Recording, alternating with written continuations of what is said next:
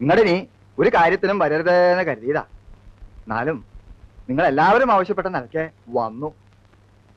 നീ ഞാനെന്താ ചെയ്യണ്ടേ? എന്തായാലും നമ്മുടെ കുടുംബത്തെ മൂത്ത കാരണം ഒരു വല്യമാമ തന്നെയാണ്. വല്യമാമ ഒന്ന് ആലോചിച്ച് നോക്ക്. എന്റെ കല്യാണം കഴിഞ്ഞിട്ട് 8 കൊല്ലായി. എനിക്ക് എന്താ തന്നോന്നറിയാലോ? 15 പവൻ. ഇപ്പൊ സുധയ്ക്ക് കൊടുക്കാൻ പോണത് 50 പവനാ. കൊടുത്തോട്ടെ, ഒരു പരാതിയില്ല. എന്ന് വെച്ച് ഞങ്ങൾക്കെല്ലാം അവകാശപ്പെട്ട തറവാട് മാത്രം വിൽക്കാൻ പറ്റില്ല. വിറ്റുന്ന് ആരാ പറഞ്ഞു നിന്നോട്? വിറ്റും പെറുക്കി ഈ കല്യാണം നടത്തുമെന്ന് പറഞ്ഞ് ആധാരക്കെട്ടും കൊണ്ട് മെനഞ്ഞാൻ ഇറങ്ങി പോയതാ. ഞങ്ങളോട് ആരോട് ആലോചിച്ചിട്ടില്ല. ഇവനൊരാണല്ലേ, ഇവനോട് പോലും ഒരു വാക്ക് പറഞ്ഞില്ല. അത് ചെയ്യാൻ പാടില്ല. കുടുംബത്തിൽ സ്വന്തം ഇഷ്ടം മാത്രം നോക്കാന്ന് പറഞ്ഞാ അത് തെറ്റന്നെയാ. ഞങ്ങൾ എന്തിനു വേണമെങ്കിലും തയ്യാറാ. പക്ഷെ എന്നോടൊരു വാക്ക് ആലോചിക്കണ്ടേ വലിയ മാമ? വിൽക്കാനാണെങ്കിലും പണയം വെക്കാനാണെങ്കിലും ഞങ്ങളുടെ ഒക്കെ സമ്മതവും കയ്യൊപ്പും വേണം. അതാലോചിച്ചിട്ടില്ല. ആലോചിക്കേണ്ടൊന്നുമല്ല, അതിനൊക്കെ പല വഴികളും ഉണ്ട്. ഒന്നും അറിയാതെയല്ല. എന്നെ തോൽപ്പിക്കണം, അത്രയേ ഉള്ളൂ ഏട്ടന്. തലമറന്ന് എണ്ണ തേക്കല്ലടാ മോനെ. ഞാനേ തെറ്റോ ശരിയോ ഏതായാലും ഒരു അഭിപ്രായ വ്യത്യാസമായ നിലയ്ക്ക് ഭാഗം നടത്തന്നെയാ നല്ലത്. പിന്നെ പരാതിയില്ലല്ലോ. അതാ ഞാനും പറയണത്. എനിക്കിപ്പോ മണ്ണും ഭൂമിയൊന്നും അല്ല പ്രശ്നം. എന്റെ അനിയത്തിയാ, കുടുംബത്തിന്റെ അഭിമാനത്തിന്റെ പ്രശ്നം അത്. ആ വല്യമ്മാമ എപ്പോഴാ വന്നേ? കുറച്ചേരായി. എല്ലാരും ഉണ്ടല്ലോ. എന്താ പുതിയൊരു സഭ കൂടല്? ഇവർക്കൊക്കെ ചില പരാതികളുണ്ട്. ഓഹോ, അപ്പൊ കോടതിയാണ്. ഭാഗപ്പിരിവായിരിക്കും അല്ലേ? ലേമേ, നീ ഇങ്ങോട്ട് വരിക, ഒരു കാര്യം സംസാരിച്ച് തീരുമാനിക്കാനുണ്ട്. എനിക്ക് അതിനേക്കാൾ പ്രധാനപ്പെട്ട ഒരു കാര്യമുണ്ട്. അത് കഴിയട്ടെ ആദ്യം, എന്നിട്ട് വരാം. തേൽട്ടേക്ക് പൊയ്ക്കോളൂ. അച്ഛനും അമ്മയൊക്കെ ചത്തിട്ട് 5-6 കൊല്ലായില്ലേടി, പിന്നെ എന്തിനാ കരയണേ? സുധേന്തിയെ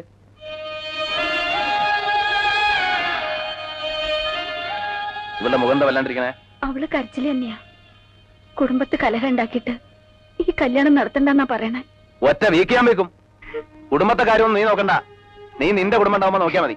വല്യേട്ടനെ എല്ലാരും ഒറ്റപ്പെടുത്തും. വല്യേട്ടനെ എല്ലാവർക്കും ഒറ്റപ്പെടുത്താം, പക്ഷെ വല്യേട്ടൻ ഒറ്റപ്പെടാൻ വയ്യല്ലോ. അതല്ലേ വല്യേട്ടന്റെ കുരുക്ക്.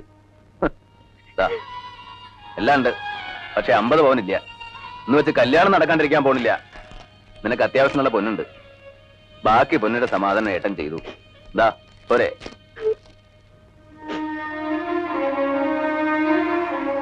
ആ ഇനി പ്രതികൂട്ടി കയറാം. വിസ്തരിക്കാം. വക്കീലിനോ ജഡ്ജിക്കോ ആർക്ക് വേണം വിസ്തരിക്കാം. ഏട്ടൻ എന്താ പരിഹസിക്കാണോ? ഞങ്ങളോട് ആലോചിക്കാതെ ഏട്ടൻ ചെയ്യണമൊന്നും ശരിയല്ല. ഞാൻ എന്ത് ചെയ്തു? എല്ലാവരോടും ആലോചിച്ച് തന്നെ അവളുടെ കല്യാണം തീരുമാനിച്ചത്. ഒടുവിൽ നീ എന്ത് ചെയ്തു? എന്നെ വഞ്ചിച്ചു. ഇനിയും ഞാൻ ചെയ്യുന്നോ നിന്നോട് ആലോചിക്കണോ? ആഹാരം ബാധ്യതപ്പെടുത്തി പണം വാങ്ങിയില്ലേ, അതെന്നോട് ആലോചിച്ചോ? എല്ലാവരോടും കൂടെ വഞ്ചനയാണ്. നിങ്ങളൊന്നും പറയണ്ട, ഞാൻ പറയാം.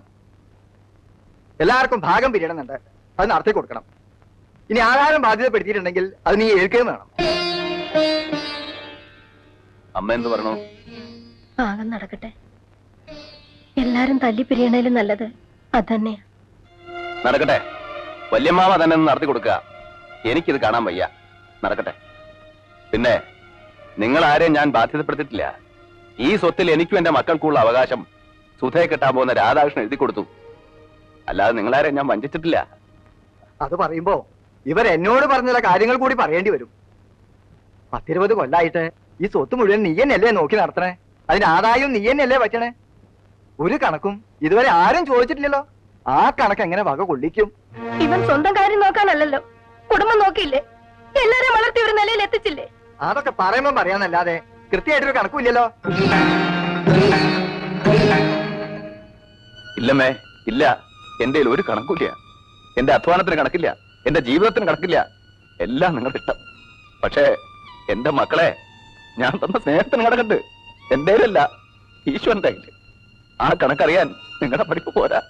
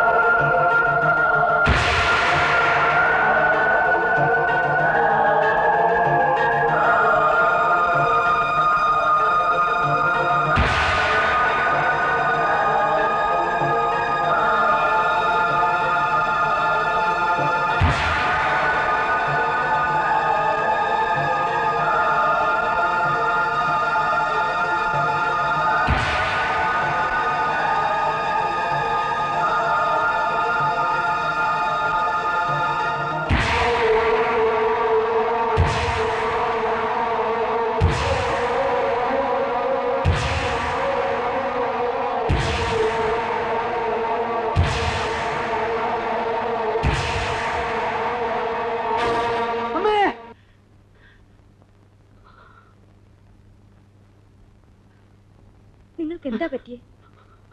ഒന്നുമില്ല. ഒന്നുമില്ലേണ്ട അലറിയത് എന്താണെന്ന് പറഞ്ഞൂടെ?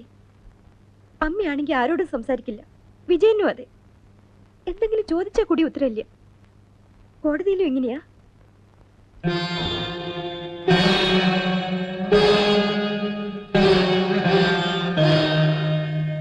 എനിക്ക് സ്വസ്ഥതയില്ല. എന്റെ ഉള്ളിൽ നീറാണ്. ഉറക്കം പോലും കിട്ടണില്ല. തെറ്റാണ് ചെയ്തത് മുഴുവൻ. വെറും തെറ്റല്ല, ക്രിമിനൽ മിസ്റ്റേക്ക്. എന്റെ മകളോട് എനിക്ക് സഹതാപമേ ഉള്ളൂ. തെറ്റ് നിന്റെ മാത്രമാണ്. ഒരു പെൺകുട്ടിയെ നിലയ്ക്ക് നിർത്താൻ കഴിയാത്ത നീ എങ്ങനെ ഒരു കോംപ്ലിക്കേറ്റഡ് ആയ കേസ് നടത്തും? നിനക്ക് വലിയൊരു ഭാവി ഞാൻ പ്രതീക്ഷിച്ചിരുന്നു. പക്ഷേ എനിക്കിപ്പോ സംശയം. ഒരു കുടുംബത്തിലെ നീതിയും ന്യായവും നടത്താൻ കഴിയാത്ത നീ എങ്ങനെ കോടതിയിൽ മറ്റുള്ളവർക്ക് വേണ്ടി നീതി നടത്തും? വിജയൻ തന്നെ എന്റെ മകൾക്ക് വാങ്ങിക്കൊടുക്കുകയായിരുന്നില്ല, അവളെ തനിക്ക് വിവാഹം കഴിച്ചു തരികയായിരുന്നു.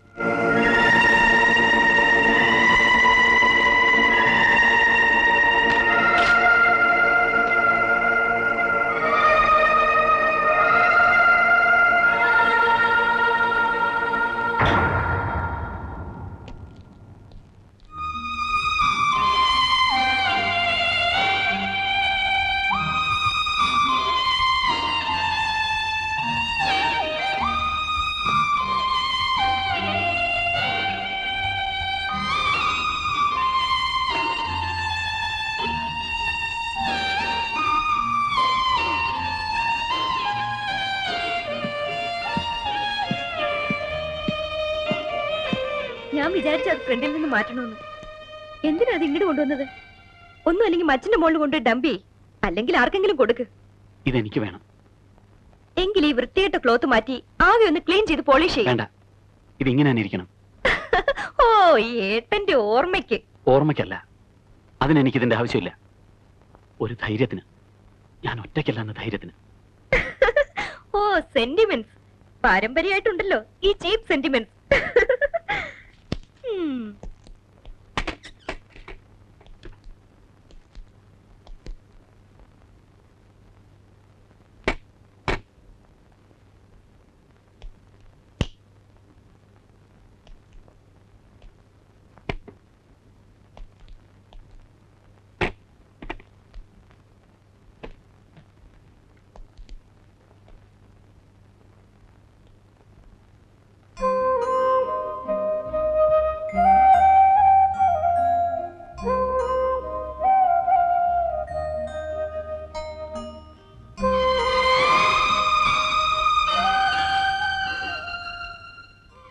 ഈ മുറി എന്നും അടിച്ചു തുടപ്പിക്കണം.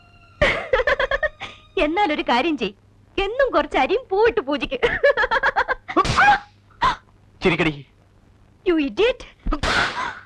വിളിക്ക. നിനക്ക് അടിയുടെ കുറവാണ്. ആവശ്യത്തിന് അനാവശ്യത്തിന് പണം, പദവി, ലാളന. എന്നെ അടിച്ചു എന്റെ അച്ഛൻ അറിഞ്ഞാ നിങ്ങൾ അന്ന് പുറത്താവും. ഇല്ല, നിന്റെ അച്ഛൻ എനിക്ക് കൈ തരും. നിന്റെ അച്ഛന് പറ്റിയ തെറ്റ് ഞാൻ തിരുത്തുന്നതിൽ എന്നെ അനുമോദിക്കും. സംശയം ഉണ്ടെങ്കിൽ ഈ നിമിഷം നീ അച്ഛനെ ചെന്നിട്ട് പറയേ. നീ ഇനിയാണ് ജീവിക്കാൻ പോണത് എന്റെ രീതിക്ക്, എന്റെ വീടിന്റെ രീതിക്ക്. നീ ജീവിതം എന്തെന്ന് കാണാൻ പോന്നേ ഉള്ളൂ.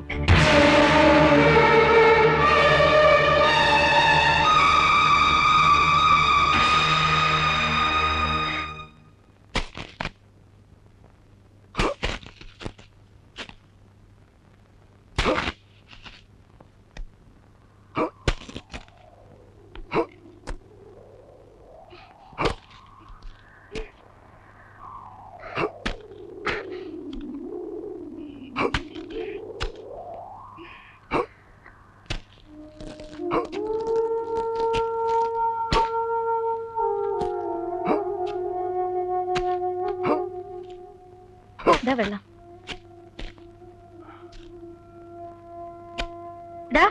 വെയിൽ കൊള്ളാണ്ട് അകത്തേക്ക് പോടാ. അവൻ വെയിൽ കൊള്ളണ്ടോനാ? പഠിക്കട്ടെ മരുവേ, ഇപ്പളെ പഠിക്കട്ടെ. പാറ പോലെ ഇരിക്കണം അല്ലേ? കന്നി മണ്ണ തൂമ്പ വേണ്ടില്ല, പക്ഷെ നനച്ചുണ്ടാക്കിയാലുണ്ടല്ലോ പൊന്ന് വിളയും, പൊന്ന്. എന്നിട്ട് ഈ കറുത്ത ചരടൊക്കെ ഒന്ന് മാറാം. ദേ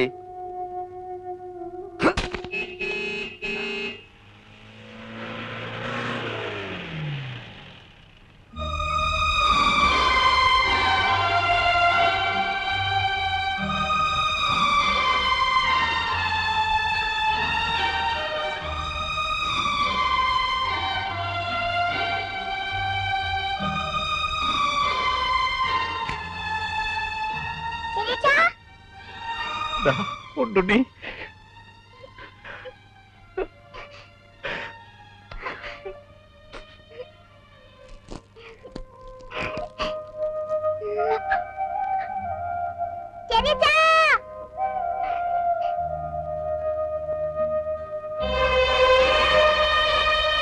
വിജയൻ അന്വേഷിച്ച് വീട്ടിലെ വന്നേ. എന്താ വിശേഷം?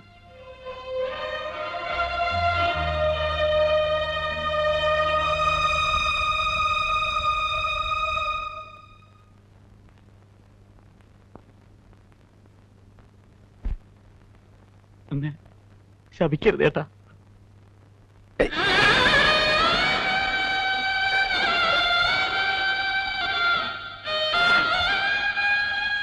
എന്താണ് എന്താ ഏട്ടൻ അങ്ങനെ ചിന്തിക്കാൻ പോലും പറ്റൂടാ? ഒരുപാട് വേദനിപ്പിച്ചിട്ടുണ്ട്, ഒരുപാട്. ഒക്കെ മറന്ന് ഏട്ടനും ഏട്ടത്തി എന്റെ കൂടെ വരണം. എന്നെ ഒറ്റപ്പെടുത്തരുത്. എനിക്ക് വീട് വേണ്ട, സ്വത്ത് വേണ്ട, ഒന്നും വേണ്ട. ഏട്ടനും ഏട്ടത്തി മക്കളോടെ ഉണ്ടായിരുന്നാ മതി. വേണ്ട മോനെ, ഇനി ഒരു മടക്കല്ല. പറ്റിപ്പിടിച്ചു നിന്നു, പറിച്ചെടുത്ത പോലെയാ പോന്നേ. ഇനി വേണ്ട. ഏട്ടനത് ഉപേക്ഷിച്ചു കഴിഞ്ഞു. പോതാ പുതിയ മണ്ണ് ഉണ്ടായിരുന്ന പൊന്നും പൊടിയെ കൊടുത്ത് വാങ്ങിയതാ. അതൊക്കെ ഇനി ഉണ്ടാവും. പണ്ട് ഇതുപോലൊരു ഭൂമിയായിരുന്നു നമ്മുടെ. നിനക്ക് ഓർമ്മ ഉണ്ടാവില്ല? കുത്തിക്കളിച്ചുണ്ടാക്കി. ഇവിടെ അതുപോലെയൊക്കെ ഉണ്ടാക്കണം. ഉണ്ടാവും. ഈശ്വരൻ ആരോഗ്യ ആയുസൊക്കെ തരാണെങ്കിൽ. അമ്മയോട് ഞാൻ ഏട്ടനെയും കൊണ്ടേ ചെല്ലൂ എന്ന് പറഞ്ഞിട്ടാ പോന്നു. അമ്മയോട് പറയാ, ഞങ്ങൾക്ക് ഇവിടെ സുഖാണ്. നിങ്ങൾക്ക് എന്ത് ആവശ്യം ഉണ്ടായാലും ഏട്ടൻ വെളിപ്പുറത്തുണ്ടാവും. പൊയ്ക്കോ, അമ്മ കാത്തിരുന്ന് വിഷമിക്കുണ്ടാവും. ഒരു ഗ്ലാസ് കാപ്പിയെങ്കിലും കുടിച്ചിട്ട്. വേണ്ട, പാലില്ലാത്ത കാപ്പി. കയറി ഒന്നും ഇരിക്കാൻ പോലും സ്ഥലമില്ല. ഒക്കെ ഉണ്ടാവും. അന്ന് വരണം, ഭാര്യയും മക്കളും ഒക്കെ ആയിട്ട്. മാസത്തിലൊരിക്കലെങ്കിലും ഏട്ടൻ വീട്ടിൽ വരണം. അങ്ങനെ കണക്കൊന്നും വെക്കണ്ട. എപ്പോഴാ വേണ്ടെന്ന് വെച്ചാ ഏട്ടൻ അവിടെ ഉണ്ട്. ഇനി സന്തോഷമായിട്ട് ജീവിക്കുക. വലിയ വക്കീലാവണം. രാമൻകുട്ടി എന്നെക്കാട്ടിയും പേരും പണം ഉണ്ടാക്കണം. ഇവിടെ ഈ തമിഴന്മാരോടൊക്കെ ഏട്ടനൊന്ന് വീമ്പിളക്കാലോ. സമാധാനായിട്ട് പോ. നീയൊന്നും ഒന്ന് പറഞ്ഞൂലോ, അതിൽ സന്തോഷമുണ്ട്. എല്ലാം നല്ലതിനാടാ, എല്ലാം നല്ലതിനാ. പൊയ്ക്കോ. ഏട്ടത്തി, ഞാൻ ഇടയ്ക്ക് വരാം. ആ, ശോഭയോടും പറയൂ.